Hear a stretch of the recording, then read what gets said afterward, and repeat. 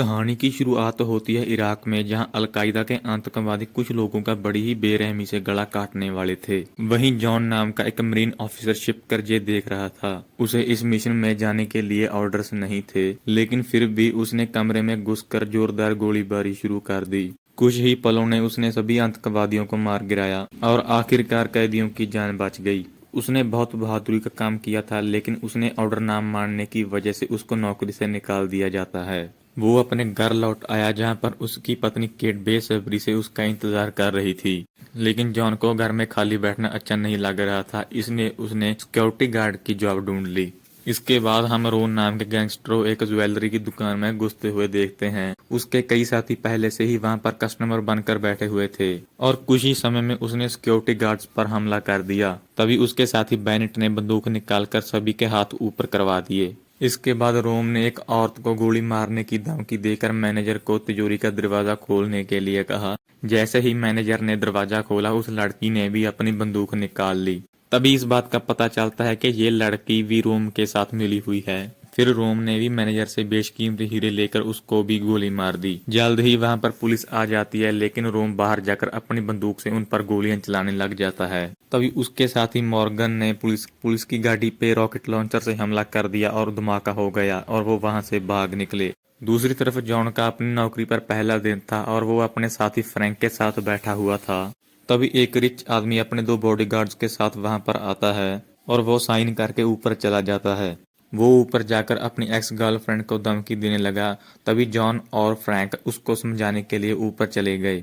वो जॉन को भी धमकी देने लगता है, लेकिन जॉन उसको उठाकर नीचे ले आता है और उसको बिल्डिंग से बाहर जाने के लिए कहता है। उस रिच आदमी ने अपने बॉडीगार्ड्स को कहकर जॉन पर हमला करवा दिया, लेकिन जॉन ने उसको उठाकर कांच की खिड़की से बाहर फेंक दिया। इस हरकत के लिए जॉन को इस नौकरी से भी निकाल दिया गया, जिससे वो थोड़ा सा उदास हो जाता है। फिर शाम को जॉन घर पर लौट आता है और उसने इस घटना के बारे में अपनी पत्नी केट को कुछ भी नहीं बताया। तभी केट ने टीवी पर खबर देखी कि कैसे जॉन ने एक आदमी की आज पिटाई की।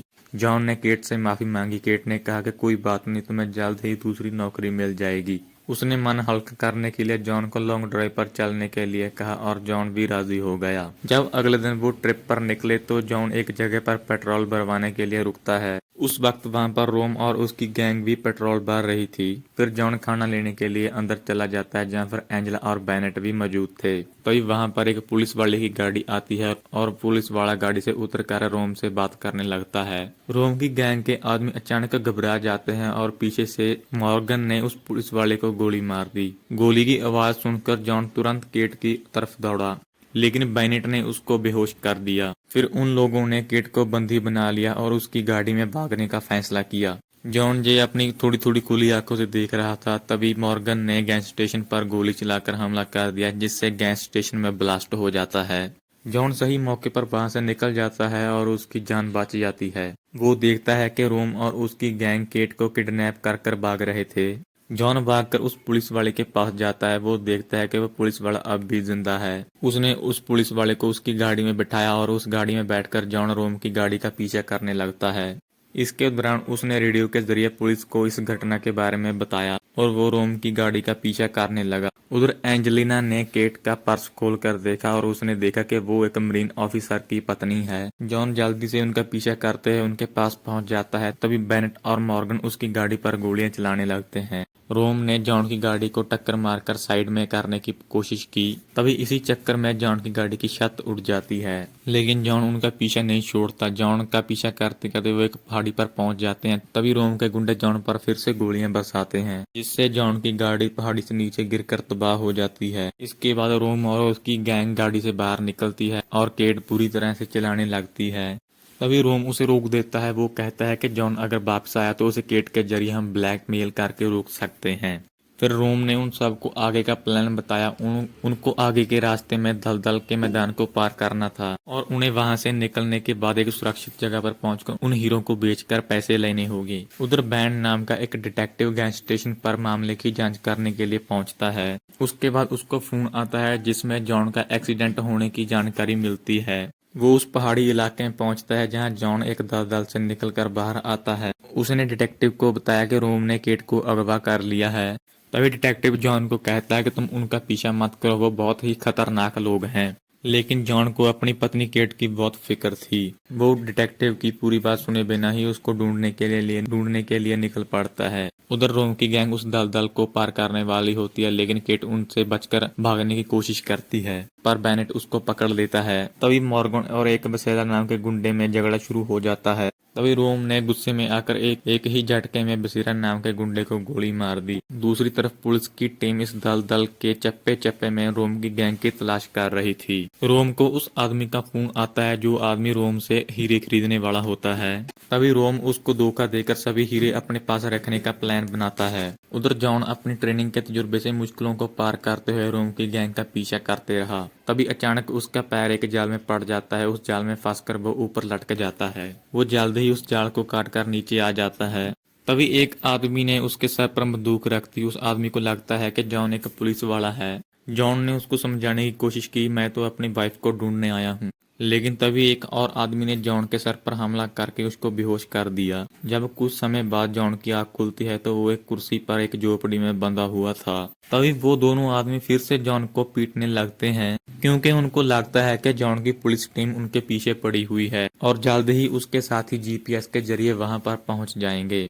ये सुनकर वो दोनों काफी घबरा गए और जॉन ने मौके का फायदा जॉन ने उसको मार डाला। फिर दूसरे आदमी ने उस पर हमला किया और दोनों में बहुत जबरदस्त फाइट होती है। जॉन को बाहर का रास्ता दिखता है और वो वहां से भाग निकलता है, लेकिन वो जिस रास्ते पर रोम का पीछा कर रहा था वहां से भटक चुका था। लेकिन कुछ ही देर वो वहीं रास्ते पर आ जाता है। जल्द ही वो एक नदी के किनारे आ पहुंचता है, जहां पर उसको दूसरे किनारे पर रोम और उसकी गैंग के साथ केट भी दिखाई देती है। वो एक झोपड़ी में जाकर वही रात काटने की सोच रहे थे। वो अंदर जाकर खाने का इंतजाम करने लगे और मौके का फायदा उठाते हुए केट भी अपनी रस्सियां खोलने लगी। उधर मॉर्गन बेसमेंट में जनरेटर चालू करने जाता है तो अचानक जॉन वहां पर आकर उस पर हमला कर देता है। इसके पहले कि मॉर्गन जॉन पर हमला कर पाता, जॉन ने चाकू उठाकर उसके पेट में मारकर उसको मार दिया। रोम ने बाहर आकर अपने एक दोस्त को फोन किया और उसने उस दोस्त को गाड़ी का इंतजाम करने के लिए कहा, ताकि वो यहाँ से निकलकर भाग सकें। उनको यहाँ से जाने के लिए बोट की जरूरत भी थी। बेनेट बाहर निकलकर बोट को चालू करने के लिए जाता है। वहां पर जाते ही जॉन ने उस पर भी हमला कर दिया। उन दोनों में फाइट होने लगी। जॉन ने उसको 2 मिनट में ही उसकी गर्दन पकड़कर उसको मार डाला। फिर उसने बेनेट की लाश को भी मॉर्गन की लाश के साथ बेसमेंट में छुपा दिया। तभी डिटेक्टिव बैन वहां पर पहुंचता है और उसने आगे का काम खुद करने का फैसला किया। इसके बाद अचानक झोपड़ी में लाइट चली जाती है और केट वहां से भाग निकलती है, लेकिन जल्द ही एंजेला उसको पकड़ लेती है और दोनों में लड़ाई होने लगती है। एंजेला बंदूक निकालती है, लेकिन तभी अचानक जॉन वहां पर आ जाता है। उधर रोम अपने प्लान के हिसाब से जॉन पर निशाने बनाए हुए था। उधर डिटेक्टिव बैन ने रोम के सर पर अपनी बंदूक रख दी और उसको बंदूक नीचे करने के लिए कहा, लेकिन अचानक उसने जॉन पर भी बंदूक तान दी। तभी पता चलता है कि जिसे रोम ने धोखा देकर हीरे अपने पास रखे थे वो बैन ही था। उसने रोम से हीरे मांगे। रोम ने कहा कि अगर तुम जॉन को गोली मारोगे तो तुम्हें 50 हीरे मिल जाएंगे। ये देखकर बैन थोड़ा हिचका और रोम ने जॉन पर गोली चला दी। तभी जॉन ने बैन को पकड़कर अपने सामने कर लिया और बैन की मौत हो जाती और रोम और जॉन दोनों के बीच में गोलियां चलने लगती है। रोम मौका देखते ही एंजेला और केट को लेकर वहां से भाग निकलता है। जाने से पहले रोम ने गोली चलाकर झोपड़ी के सिलेंडर में धमाका कर दिया, जिससे वो झोपड़ी फट गई। लेकिन झोपड़ी से फटने से पहले ही जॉन बाहर निकल आया, जिससे उसकी जान बच जाती है। उधर रोम ने केट को गाड़ी में डिक्की में डालकर वहां से भाग निकला। जब जॉन पानी से बाहर आता है तो कोस्ट गार्ड उसको गिरफ्तार करने के लिए आ जाता है। जॉन उस गार्ड की बंदूक चुराकर और बोट चुराकर वहां से निकल जाता है और वो रोम का पीछा करने लगता है। उधर रोम को एहसास होता है कि पुलिस जल्द ही डिटेक्टिव वैन की गाड़ी का पता लगा लेगी, इसीलिए उनको ये गाड़ी बदलनी होगी। एंजेला में रास्ते में रुककर एक ट्रक ड्राइवर को रोका। मौका देखते ही रोम ने उस ड्राइवर को मार डाला। फिर जॉन ने पुलिस की बोट में उस ट्रक ड्राइवर की मौत की खबर सुनी और जल्द ही ट्रक लोकेशन के पास आ गया।